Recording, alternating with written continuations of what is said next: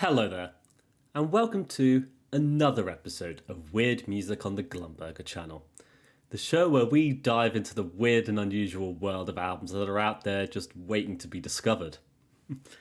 So today we have another requested album for the channel. Now I'm trying to work my way through a bunch of these, so yeah, we're going to do another one this week. And this one comes from commenter Hans Rickheit, who recommended the music of Katt Hernandez as interesting microtonal music. So we're off to a good start here, right? So prior to, making this script, basically, and even making this video, I had never heard of Katt Hernandez. So naturally, as soon as I saw the comment, did a Google search, found an album on Bandcamp, and dived right in without any research whatsoever. And here is what we discovered. Today I present Unlovely by Katt Hernandez.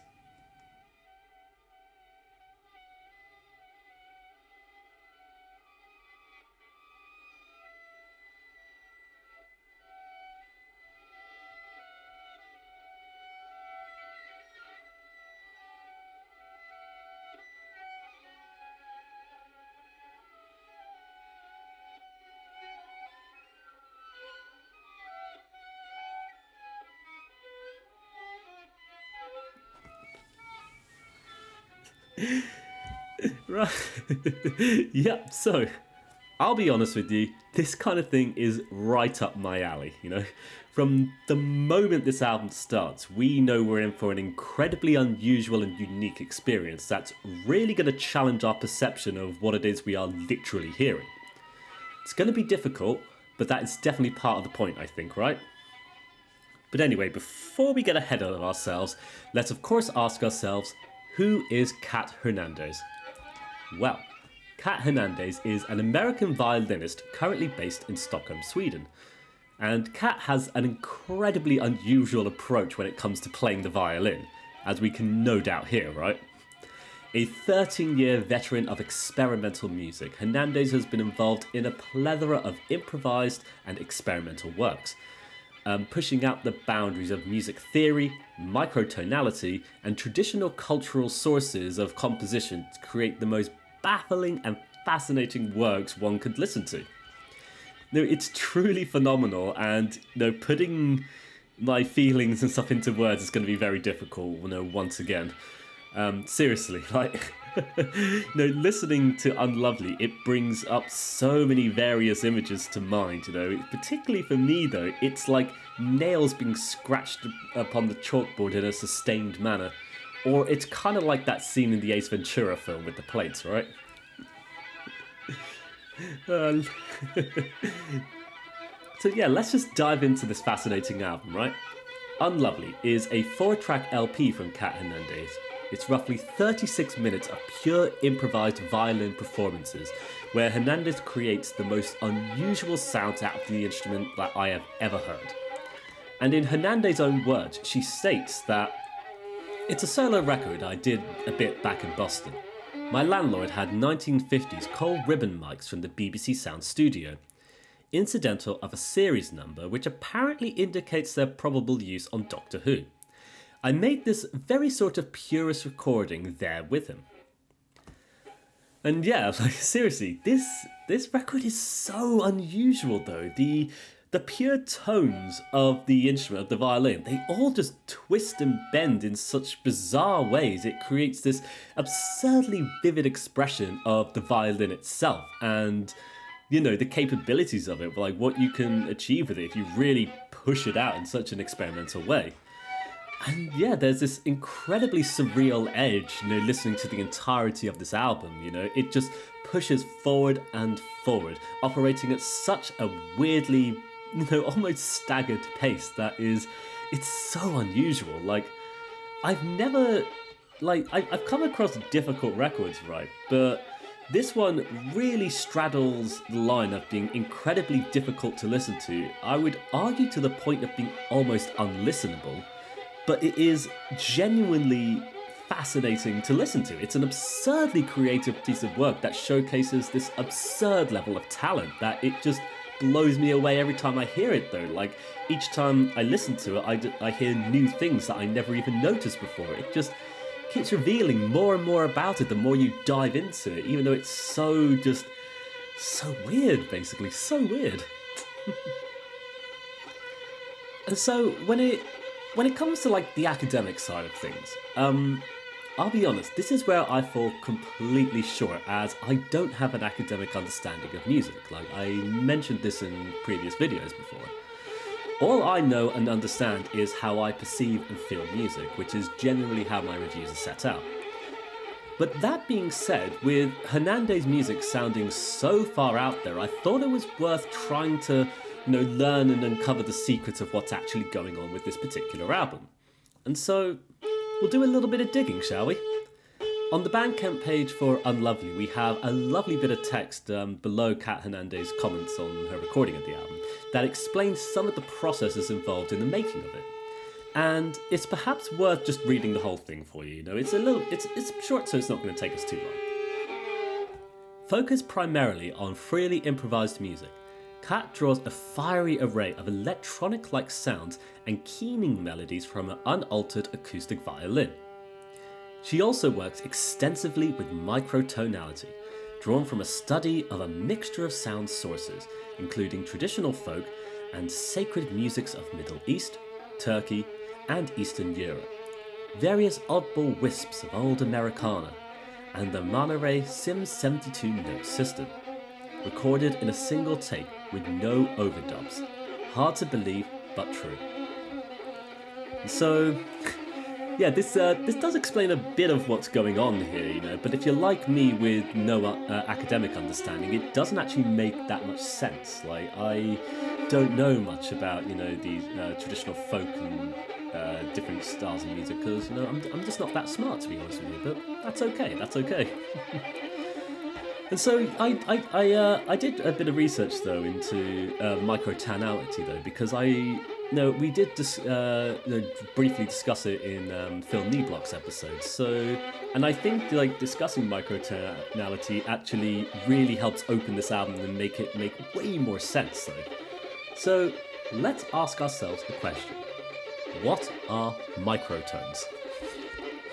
So, this is going to be on a rather basic level, as far as I understand it. It goes way deeper than all this, but we'll just go into it a little bit here, shall we?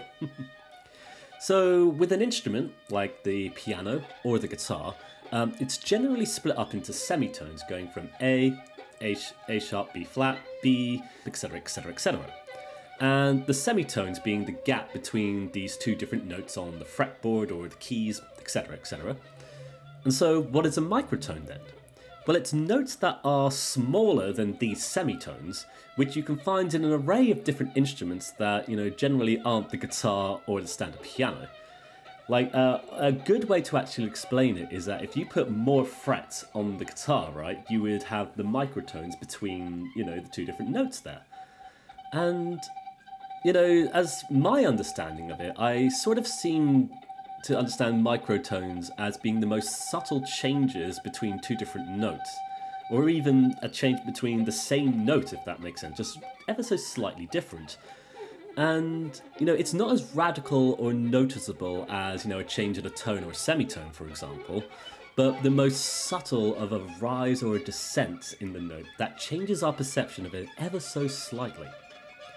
And with this in mind, though, when we can hear it so much on the music that Hernandez is presenting on Unlovely, which just is this free-form improvised performance that is just constantly shifting and bending so frenetically, but yet the changes in the tones are so subtle and tiny and stuff, and it's almost like minimalist intentions. I feel it becomes truly fascinating to listen to it, though, because then you get this, really long-form performances where it's just these constant little changes happening, and it blows me away, It blows me away listening to it. So, yeah, it's very, it's very interesting because, I feel like all those tiny little shifts and changes then that we hear when listening to Unlovely, they're all so, even it doesn't matter how incredibly small it is or tiny it is, it feels so incredibly deliberate. And despite it sounding so peculiar and unusual, of course. And as well, what ends up happening when, we listen to this album, or when I listen to this album actually, is I actually end up with this sort of musical overload of these subtly shifting tones that are, they can be jagged, they can be intense and somewhat extreme due to how the whole thing is literally sounding, this acoustic performance basically. And as it progresses though, you're getting newer and different tones that are just being forced out of the instrument in these, these very weirdly painful ways on some level, but it is truly fascinating though. Like I find it hard to wrap my head around it, but I'm generally blown away by how this whole thing sounds. It's one of the most unique things ever, and it's so interesting.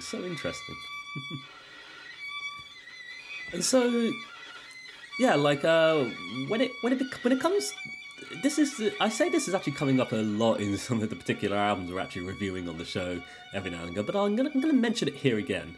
With albums that are like these, they're loud and kind of intense, I would say. I think because of how my brain works and how it operates on a day-to-day basis, I end up getting a sort of sensory overload when listening to music like this.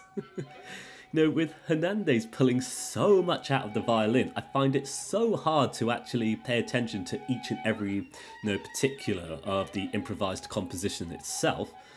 And a part of me wonders if that's the point of what is one supposed to experience with this kind of music, or if it's just a fault with my faulty brain, right?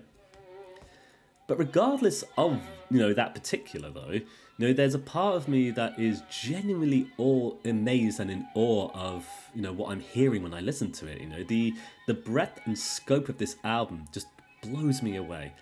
And it is without a doubt one of the most interesting albums I've ever been introduced to. It's something that's going to stick with me for a very long time, no doubt. And so, before we close off here, as I was gathering resources for this album, pictures, whatnot, going on various websites and stuff, I ended up discovering a little thing regarding this album that was definitely worth mentioning. And, I had originally decided, not writing a piece on the album's artwork, I'm not sure why. With a lot of my reviews, there's always particular album arts I want to discuss, and I end up never doing it for some reason. But I feel like I have to mention it for this one, though, because I came to the realisation that the artwork was done by none other than our commenter Hans Frickheit. That completely flew under the radar for me when I first explored this album, and so after discovering that, I had to go back and add this in, because to be fair, I think it's a brilliant piece of album artwork, it's a wonderful illustration. You've got the violin, you've got all these weird gizmos and gadgets just protruding out of, the ends of it and stuff, turning it into this really weird, bombastic instrument that expresses the kinds of peculiarities of the music that's on the album itself, I feel. All these tones and notes coming out of, whatever end of the instrument it can.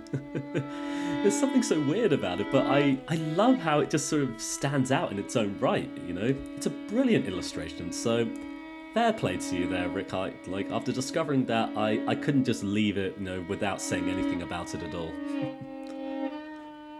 And yeah, with that, I think we're going to end our episode of Weird Music there then. It's what a weird album we've been introduced to. I can easily see why this was suggested for the channel, and I'm really glad it was done so, as this album really blew me away in respects, and it really forced me to understand a bit more about microtones and microtonality, which has really opened up a lot of my understanding as well, I feel. Not as much as some people would. There's way more, you can go way deeper and stuff, but it definitely helped, is the thing. And yeah, I don't really understand all the academic ends of this kind of music, but there's a part of me that, I really do appreciate listening to stuff like this, because it's always a very unusual and unique experience every time I sit down to do so. And it's so interesting as well, right? There's the actual music itself, there's something really off-putting about it all, especially about how it literally sounds, but it's purposely done so, right? And even down to the name as well. Unlovely, right? The antithesis of loveliness. It just makes so much sense, because like there's almost nothing lovely about what we're listening to here. And I find that so interesting though. It's so full to the brim of creativity and expression and stuff, and I think it's phenomenal for that reason. And with that though, I hope you have enjoyed today's episode of Weird Music. I would once again like to thank Hans Rickheit for suggesting this album on inclusion of the show. If you want to support the music of Katt Hernandez, then you can purchase Unlovely on vinyl through Ehse Records on Bandcamp. And, I hope this review has done it a bit justice. I am glad to have gotten the word out there about this really weird, peculiar album. For now, though, I wish you all the best. I hope you take care, all the best, and bye-bye for now. Bye-bye.